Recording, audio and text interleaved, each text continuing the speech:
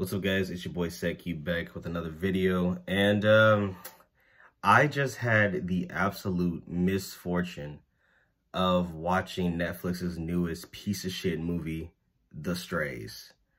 I don't movie review often, mostly because it takes up a lot of time, but when I do movie review, it is because movie so bad affected me so deeply with its awfulness that I had to I had to grab my phone, hit record, and just talk about it for a little bit. The funny thing is, the second I started watching the movie, in the first 30 minutes, I knew I would be making this video because it started off so bad. But let me not waste your time. I'm going to tell you the synopsis and you can decide if it's bad on your own. So the movie opens up with this woman. She's on the phone, I assume with a family member, and she looks very distraught. Oh, this is a British movie as well. So red flag number one, British. So she's, speaking that British shit into the, oh, I'm so sad, I'm so sad. And then she gets off the phone, runs out the door, writing on the wall that, she'll be back, gonna get milk type shit.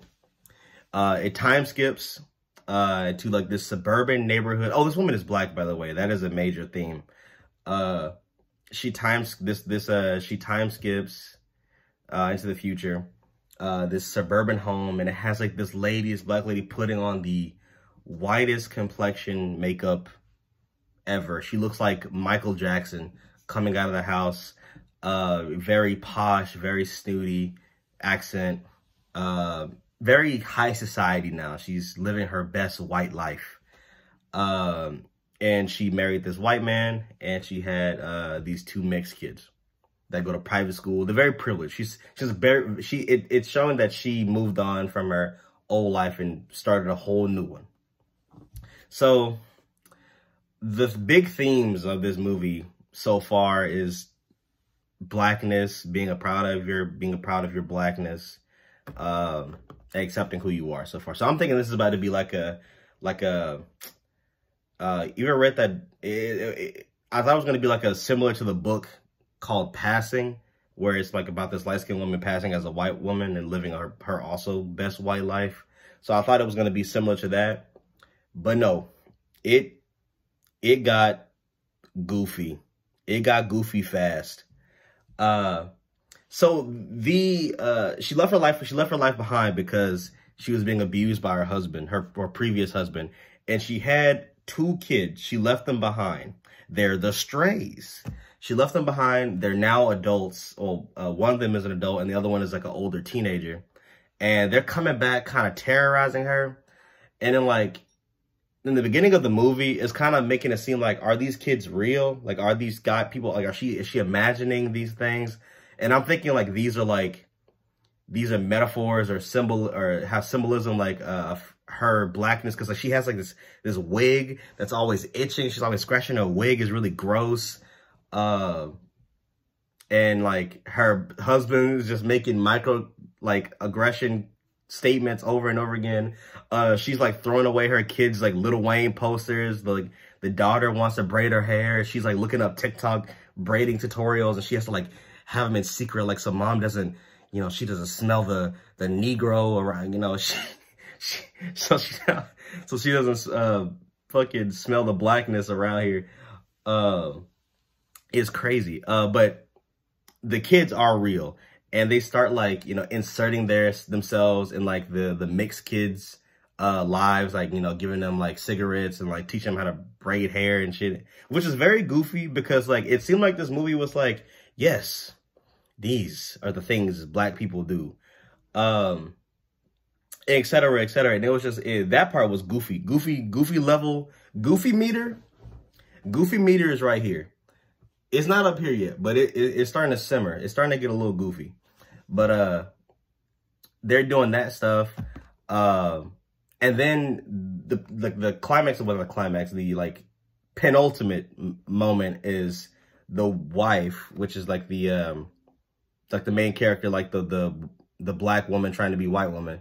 She's having this big fancy gala at her home for, I don't know, poor kids in Africa, I think.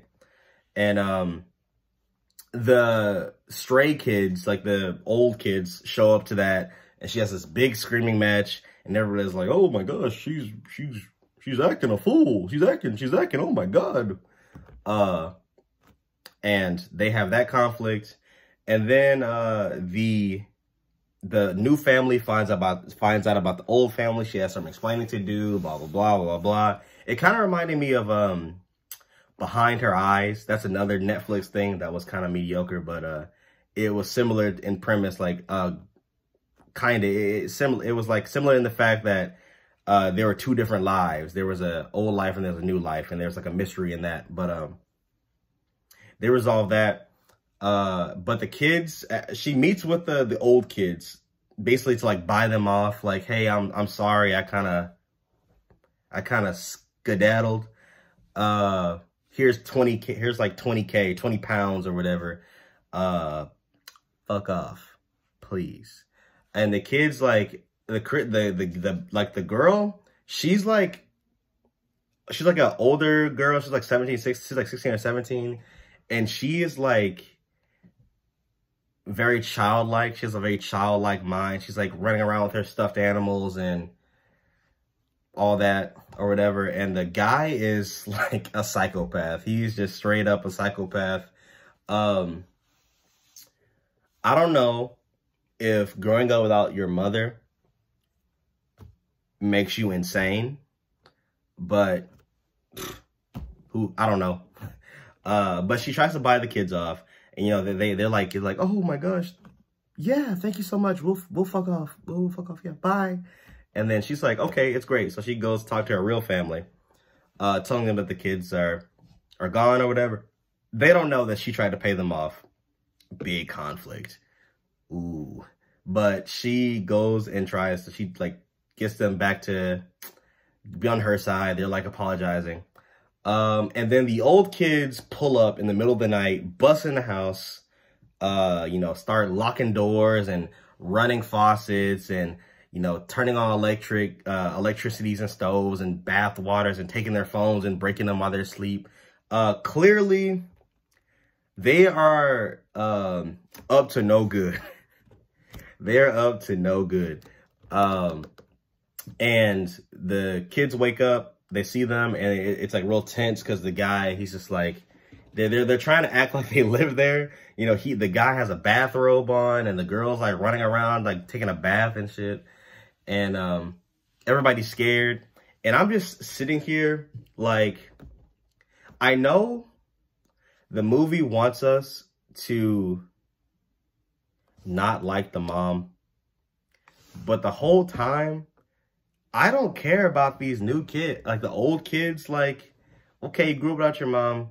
Okay, your auntie didn't want you, but so you're gonna kill your mom, or you're gonna like kill her family?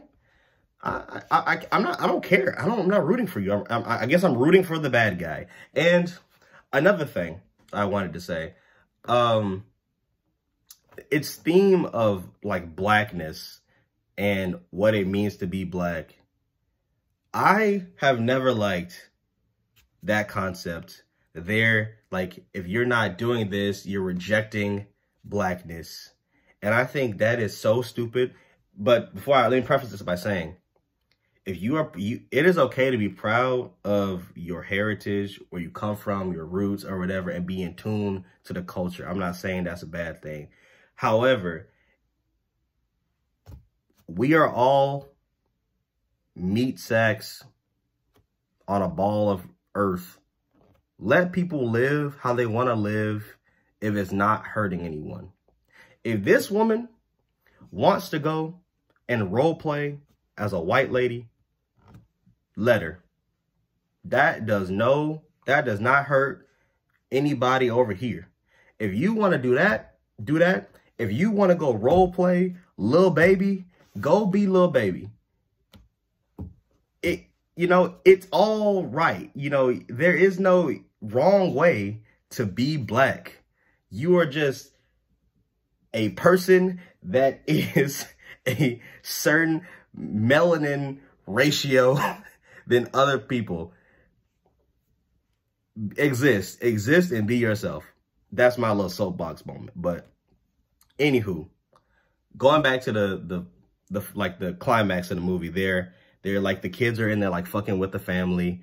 The white dad is like, I want a divorce. And then the black dude, he goes and gets his machete because it's Britain. You know, they don't got guns. So he goes and gets his machete. He's like, yeah, hey, bro, go in the back and start lifting the weights, man. And then the dad's like, oh, you know, he goes back there and starts lifting the weights, and then he dies because the weights fall on his neck and breaks his neck. Oh, by the way, goofy meter out of 10, because it's just like, I don't care. Like it's trying to make like if you see the movie, it's kind of trying to make it seem like, oh my gosh, like this, like the movie, like I'm trying to, like it's goofy because the movie thinks it's spitting. Like it is pushing barriers. It is really saying something. But I guess it did accomplish something because it's making me talk about it. So if that is what, if it just wanted to inspire a discussion, it accomplished that. But movie really think it's spitting, and it's not. It is goofy. It is goofy. It's goofy. I didn't like it. I didn't like it at all. But fast forward. The old son makes them order Chinese food, you know, because it's the old daughter's birthday. So they're trying to like have like a little fake birthday, you know, crazy ass, you know, psychopathic scene. Uber Eats guy comes. This is after the white dad got killed. She like, okay, I'm finna go get the Uber Eats guy a tip. She goes upstairs. She gets her purse. She comes down. She's like fake smiling and shit. She's like, ooh. And she's like looking over at like the table where like the black daughter and the two mixed kids are. And they're just sitting there like playing Scrabble or whatever. And then she's like, she gets on the Uber Eats motorcycle and dips. And dips, bro. And leaves her kids with these psychopaths. And her husband is dead. She just leaves. And this is where she like finally tipped into like, oh my gosh, bro. Like, fuck this lady. Like, and then the movie ends. So like, she just leaves them again. Like, she just like the last shot of the movie is the two old kids like being like walking to the door and like looking out, and the two new kids standing in the middle. And it's just like, oh well, now she just made two more ops. Like, lady, like they're gonna find you again, and they're gonna kill, all four of them are gonna kill you at this point. But you know, we don't know what she did. Maybe she's going to go and get the police and bring them back. She's not. She's gone. She's gone. And goofy movie over. But that's pretty much it. That's all I wanted to say. I just had to get that off my chest. If anybody has seen the movie, I don't recommend you go watch it, but if anybody has seen the movie, what do you think about it? Because it was doing a lot of like visual effects, making it seem like it had, like at one point her hair was like coming, like her wig was like wrapping around her arms, like, oh, the wig's attacking her, like she needs to wear out her real hair and blah blah blah. And I'm just like, ugh, bro. Maybe like, obviously, like I don't know what it's like to be mixed or have like a disconnect from what you perceive to be a heritage that you're not having a connection to. So maybe if you're like that, maybe you'll feel something more with that. But there are other pieces of media that displays those themes way better. Like Passing, the book. Read Passing instead of watching that. But that's it. Movie ass, don't watch it. I may be back on here again because that Cocaine Bear movie just dropped. So we'll see. All right. As always, see you guys later. Love y'all. Peace.